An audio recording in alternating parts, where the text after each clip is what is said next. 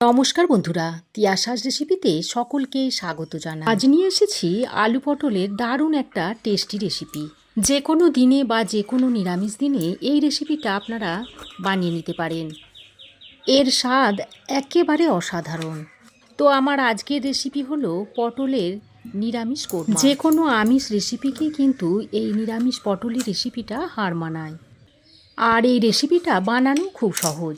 তো আজকের এই রেসিপিটা তৈরি করার জন্য আমি এখানে পটল আর আলু কেটে নিয়েছি। তো আলু পটলটাকে একটা পাত্রের মধ্যে তুলে ভালো করে ধুয়ে পরিষ্কার করে নিয়েছি। এই পটলের গায়ে অল্প অল্প খোসা রেখে রেখে পটলটাকে আমি ছাড়িয়ে নিয়েছি। তারপর পটলটাকে দুটো ভাগে ভাগ করে নিয়েছি। আর দুটো মিডিয়াম সাইজের আলুকে আমি ডুমো ডুমো করে কেটে নিয়েছি। এবার আমি একটা মশলা তৈরি করে নেব। তার জন্য একটা বাটির মধ্যে নিয়ে নিচ্ছি হাফ চামচ মতো হলুদ গুঁড়ো, হাফ চামচ দিয়ে দিচ্ছি জিরে গুঁড়ো, হাফ চামচ দিয়ে দিচ্ছি ধনে গুঁড়ো, আর রঙের জন্য দিয়ে দিচ্ছি হাফ চামচ মতো কাশ্মীরি লঙ্কার গুঁড়ো। এবার আমি অল্প পরিমাণে জল দিয়ে মশলাটাকে খুব ভালো করে মিশিয়ে নিচ্ছি। এইভাবে মশলাটা যদি গুলে আগে থেকে রেখে দেওয়া হয় তাহলে মশলাটা যখন রান্নাতে ব্যবহার করা হবে তখন মশলাটা কড়াইয়ের মধ্যে লেগে যাবে না, আর তরকারির স্বাদও কিন্তু একেবারে বাটা মশলার মতন পাবেন।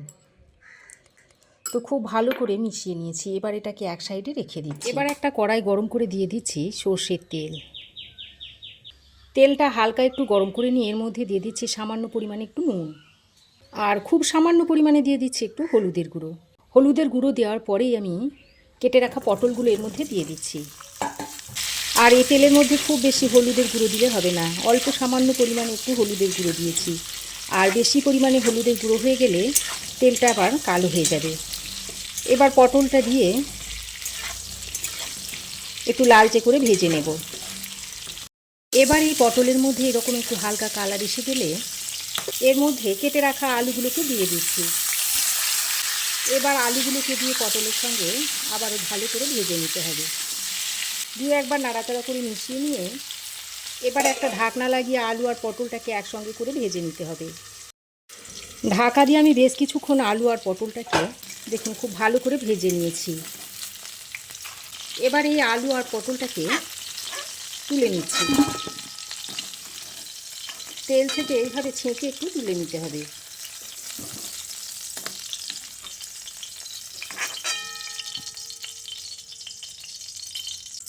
পটল আলু ভেজে নেওয়ার পর ওই তেলের মধ্যে দিয়ে দিচ্ছে এক চামচ মতো ঘি।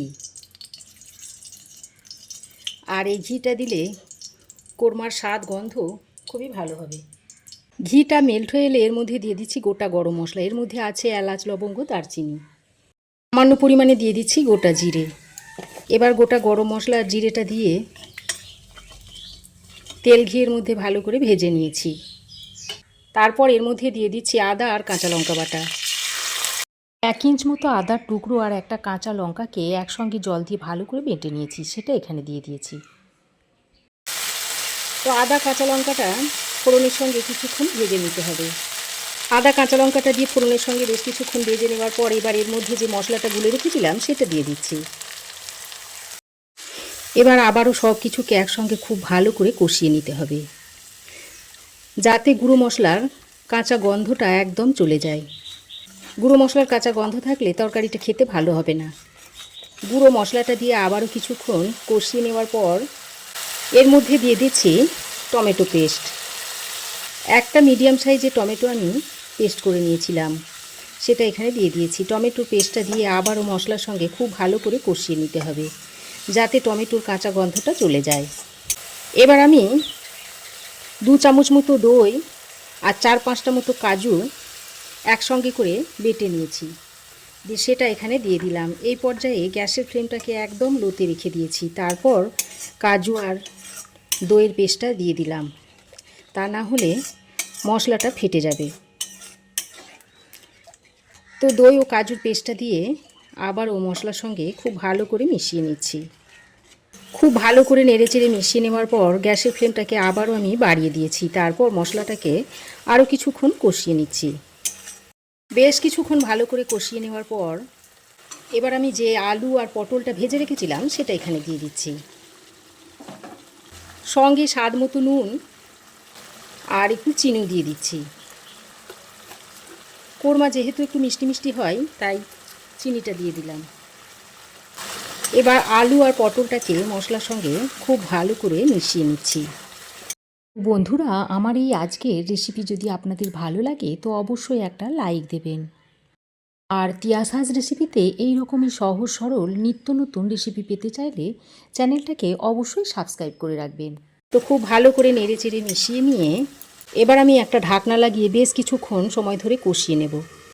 মাঝে মাঝে ঢাকা খুলে এইভাবে দু একবার নাড়াচাড়া করে দিতে হবে, তা না হলে এর মধ্যে যেহেতু দই আর কাজুর পেস্ট রয়েছে তলায় লেগে যেতে পারে। তো আরও একবার ভালো করে নেড়ে চেড়ে মিশিয়ে নিয়ে আবারও ঢাকা দিয়ে রেখে দিচ্ছি। ঢাকা দিয়ে আমি প্রায় 3-4 মিনিট মতো আলু আর পটলটাকে খুব ভালো করে কষিয়ে নিয়েছি। আর দেখুন তেল ছাড়তে শুরু করেছে।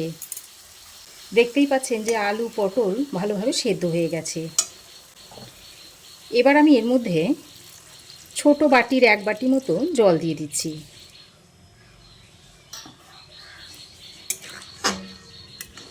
এই তরকারিটা একটু মাখো মাখো হবে, তাই খুব বেশি জল এখানে দিলে হবে না। তো জলটা দিয়ে আলু পটলের সঙ্গে খুব ভালো করে মিশিয়ে নিচ্ছি।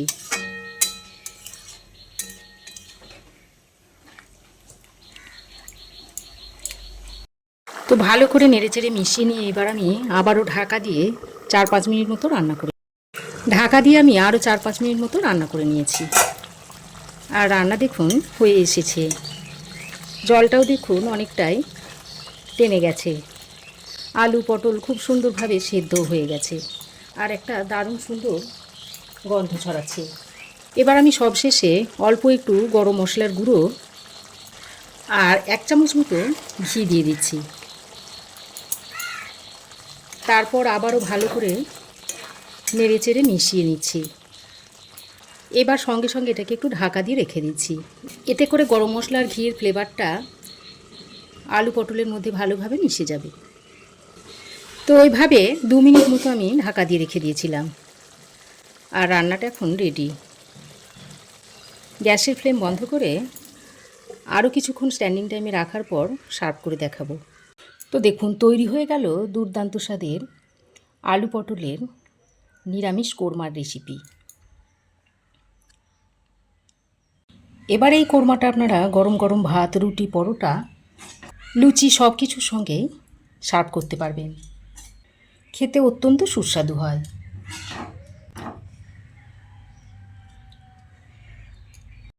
তো আমার এই আজকের নিরামিষ আলু পটলের কোরমা রেসিপি আপনাদের কেমন লাগলো অবশ্যই একটা কমেন্ট করে জানাবেন।